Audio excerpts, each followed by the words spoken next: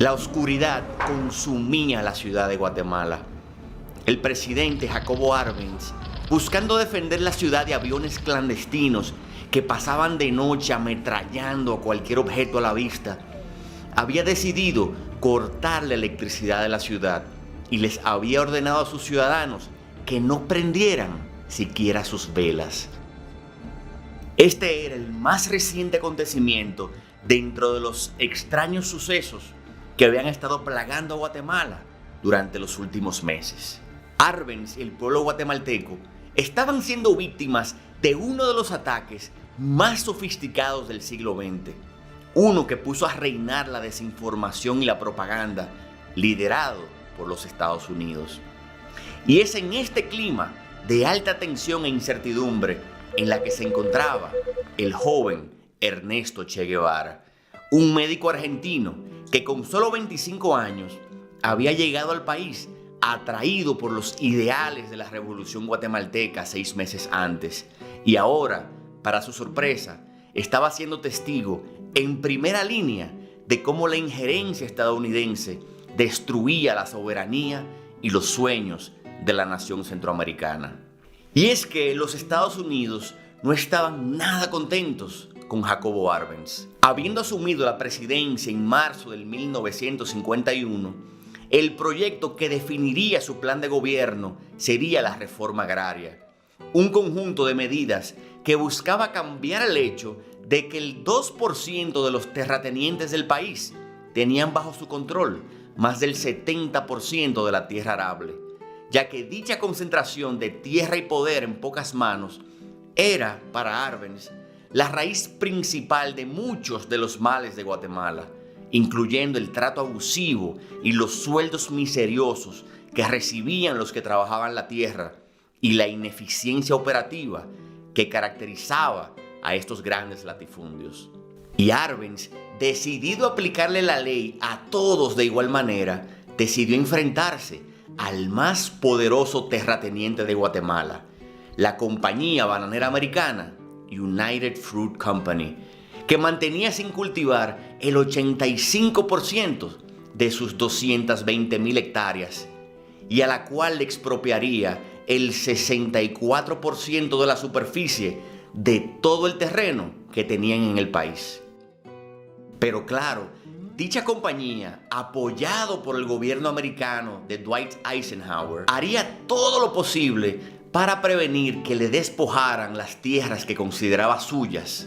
Y al Che Guevara, esta lucha de poderes desiguales le sorprendería de tal manera que su vida jamás volvería a ser la misma.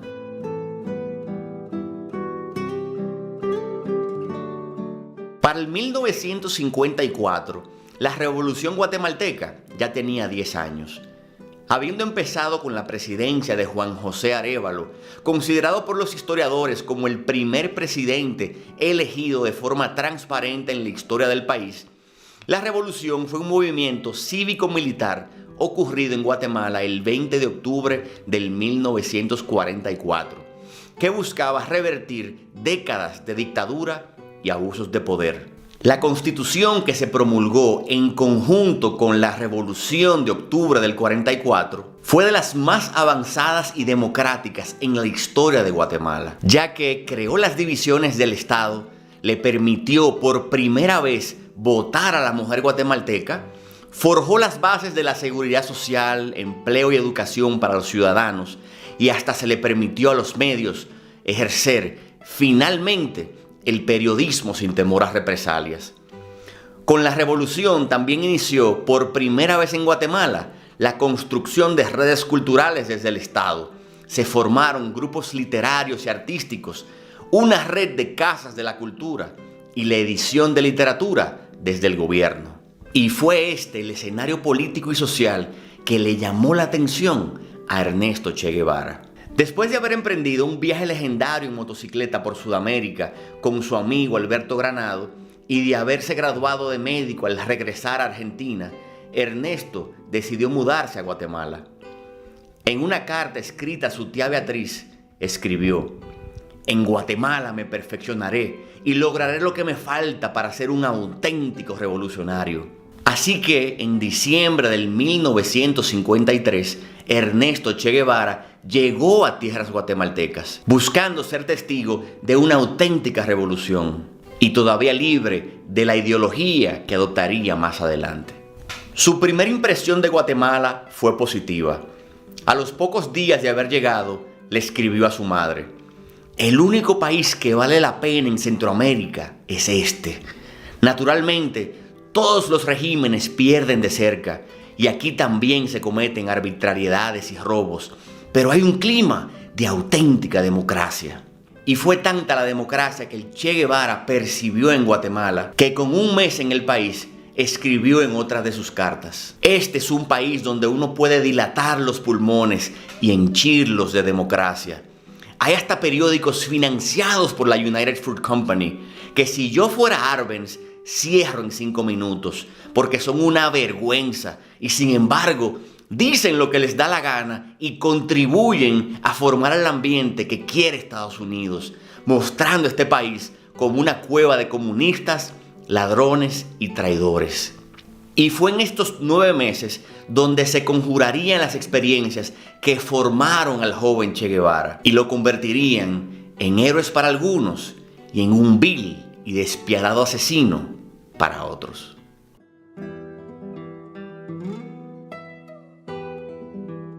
Poco después de llegar a Guatemala, el Che Guevara conoció a Hilda Gadea, una exiliada peruana de 27 años que más tarde se convertiría en su primera esposa.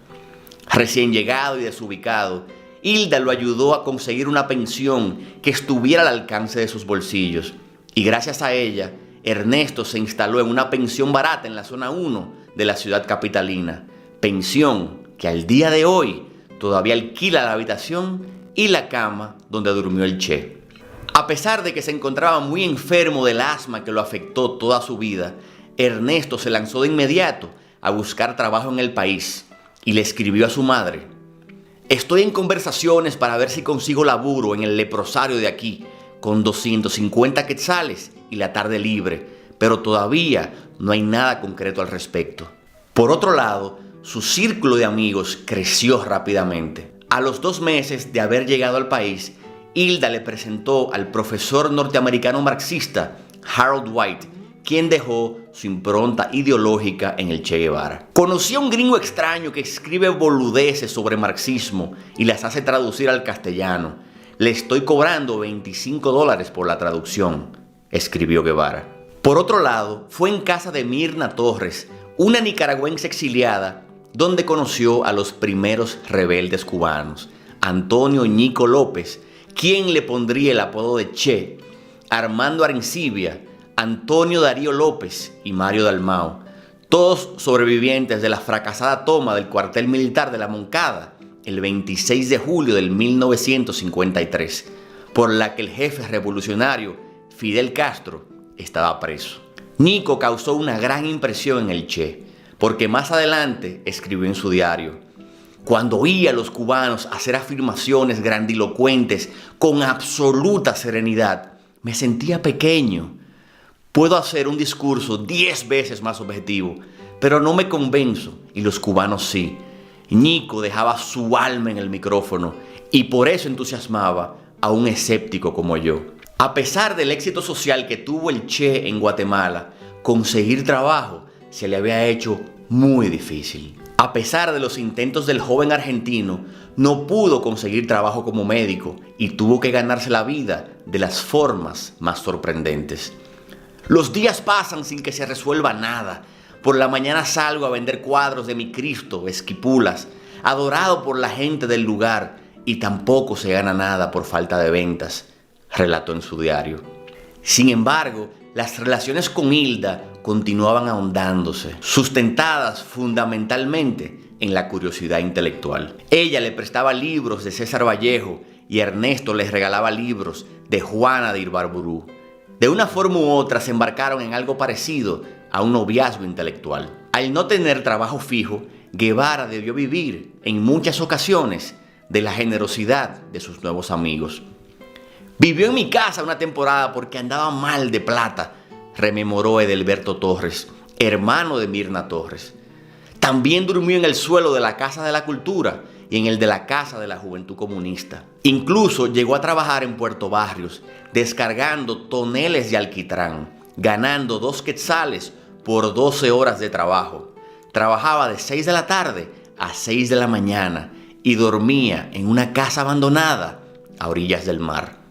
Y ya cuando Ernesto comenzaba a formarse una vida aquí en Guatemala, marcada, claro, por sus problemas económicos y sus charlas políticas, un hecho llegó a perturbar su tranquilidad en el país: la intervención militar planificada y financiada por los Estados Unidos.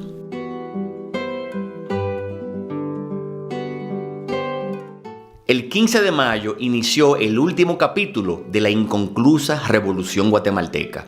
Ernesto escribió en su diario: los últimos acontecimientos pertenecen a la historia, cualidad que creo por primera vez se da en mis notas.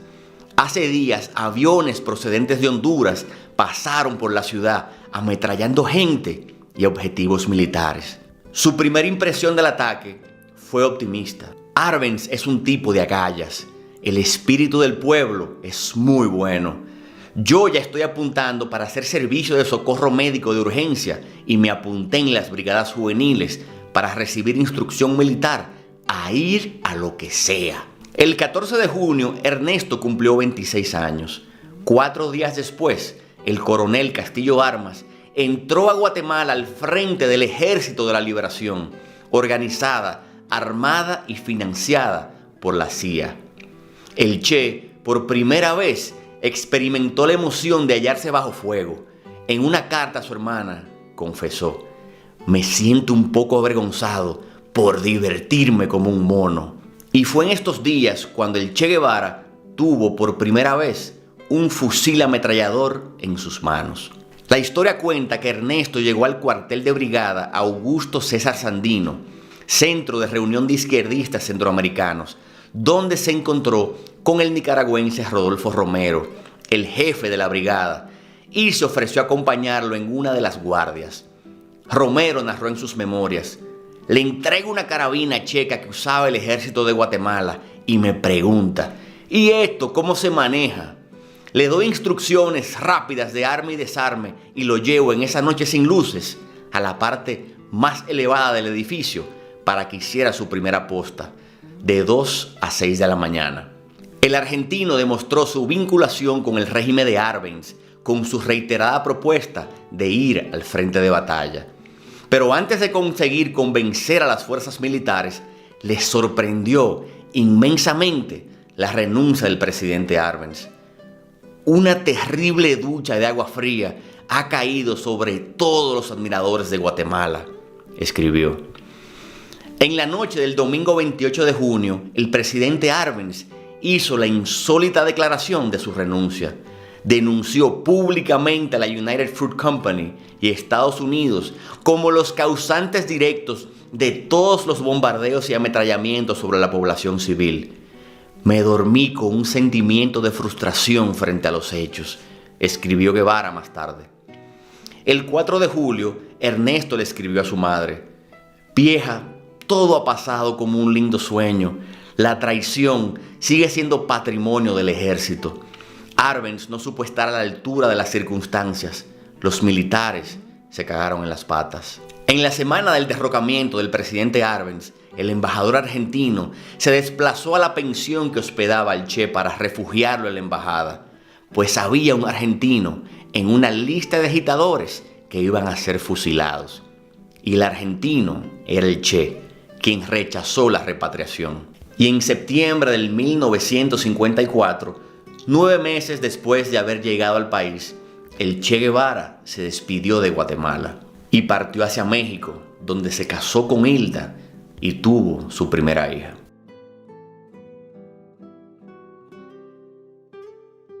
Y fue Guatemala la que detonó en aquel momento un sentimiento que el Che nunca había conocido. Una indignación por un orden mundial que consideraba injusto y unas incontrolables ganas de pelear con puños o armas por Latinoamérica. El haber sido testigo del final de la Revolución Guatemalteca le enseñó algo que tristemente sostendrá hasta el fin de sus días. Ninguna revolución verdadera puede sostenerse si no es sobre la violencia. Y el imperialismo jamás cederá un ápice de su poder si no le es arrebatado por las armas.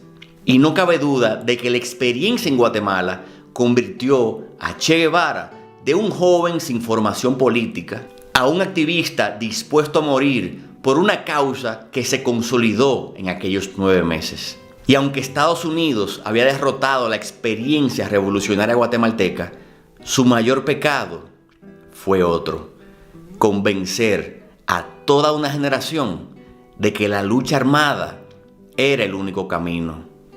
Poco después, las guerrillas se convertirían en el instrumento predilecto de lucha de la izquierda latinoamericana.